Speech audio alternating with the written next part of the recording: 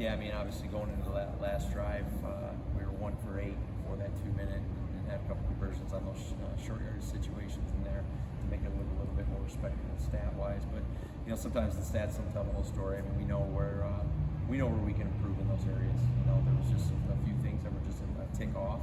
That's what happens. That's what happens in the league. That's what happens when you play really good defenses. Like I said last week, at this time, they'll expose you if you're not on it. You were on it in some of those situations. The Kyron Corum combination seems like it's kind of come to life the last couple of weeks. What have you seen, and what do you attributed that to? I think it's what you just said. It's just kind of come to life, right? I'm just getting into the flow of the game.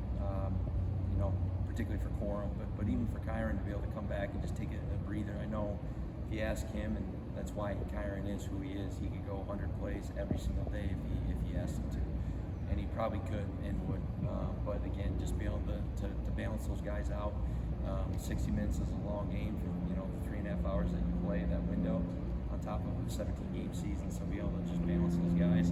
However it unfolds, at the end of the game, it is what it is. But we'll always evaluate that. And it was a good 1-2 punch last week. Both those guys seem to have their thrive. What's the challenge when Kyron's going well or Blake's going well to send him to the bench and get the other guy in? Yeah, I mean, it'll always be kind of a challenge, but the good part is you trust both of them.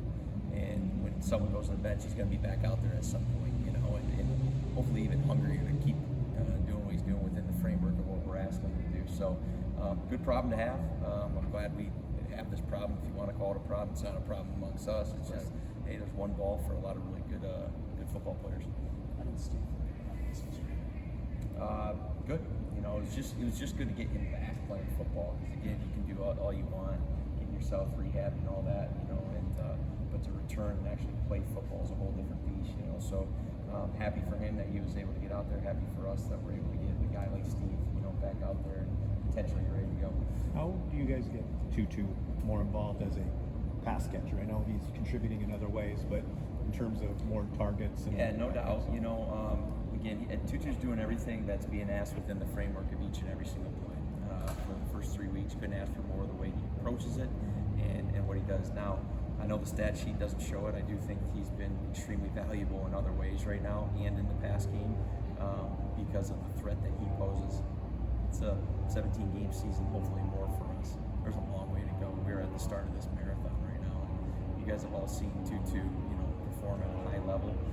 His time's going to come. I don't know when, but it will come. I believe in that guy. More importantly, his teammates do. Seems like Puka can kind of do everything that you can ask of a receiver.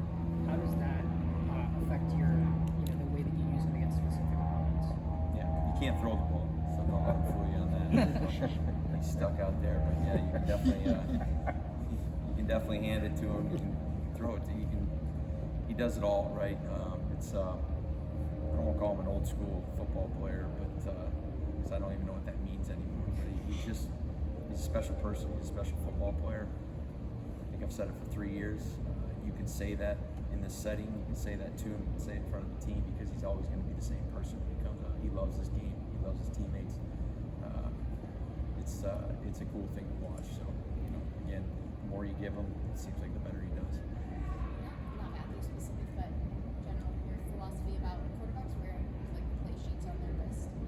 What are the benefits of that, and are there things that makes it harder to do? In my experience with it, the wristband is up to whether it be the coordinator, whatever it is, but the quarterback wants it or if he doesn't want it.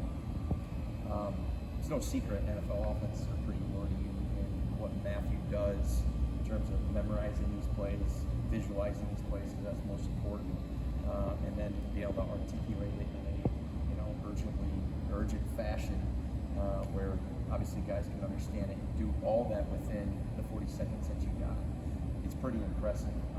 Not many people can do what he does with that. So, again, I've been a part of it where you wristband third downs. Sometimes the little wordier ones might have some cans and stuff like that. Maybe the red zone goes with it.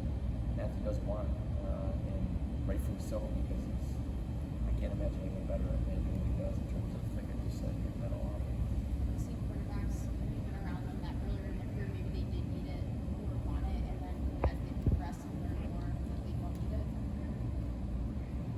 didn't start the wristband until 2018. I say we, just my time in the league before that, from Cleveland to Atlanta to there.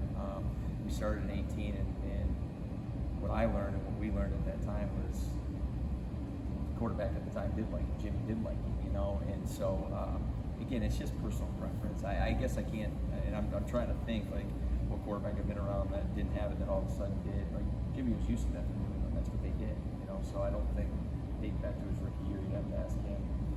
It's been Back to Puka for a second. I mean, he's among the most targeted receivers in the NFL, but just one target in the red zone so far. Do you feel like defenses approach him differently when you get down there, or what do you kind of attribute that to? Yeah, I mean, it's no secret, especially when you play teams like Philly who play a ton of man coverage. I mean, they're, whether you want to call it, whether they're cheating that way, double stars coverage, if you want to just be vague, guys are going to, cheat that way, and you're going to put more resources toward that. And so you got to kind of find that delicate balance of, I don't ever want to say a guy is a decoy, but you also don't want to force it when there's, two guys on one dude, because there's other guys that are more capable. So each and every week's different. It's just based on, what the philosophy of that defensive coordinator and that defense is doing. What kind of challenge do you think Force Buckner brings to an offense? Yeah, he's still a stud. I fortunately had a lot of really good years with him from 17 to 19. Stud of a human more so than even a player, but still doing it at such a high level. It seems like he's been playing in this league for forever, and I looked at it, he's only 31, so I hope for him he has as many more years as he wants playing at the level that he is. So yeah, he's a force. He's huge. If he's not wrecking havoc in the backfield, he at least has his arms up, and I'm sure he can touch the rim standing on his 2 feet, 10 foot tall. So he's a problem. Our guys know that, and it'll be a great challenge. And like we say every week, we love those challenges. What issues does Cameron Bynum present to you? He's just around the ball. And he's always been that way, So whether it's Minnesota or Indiana, you can just tell guys that instinctually just get it. Like they're just at the ball, they're just making plays. You guys know who the players around this league, that I'm talking about. He's one of them. So he's a big part of their defense and what they're doing. This is a really good defense led by a really good coordinator who play with a lot of pride and they play really hard. We got our hands full, so whether it be Bynum, whether it be DeForest Buckner, I mean, they're all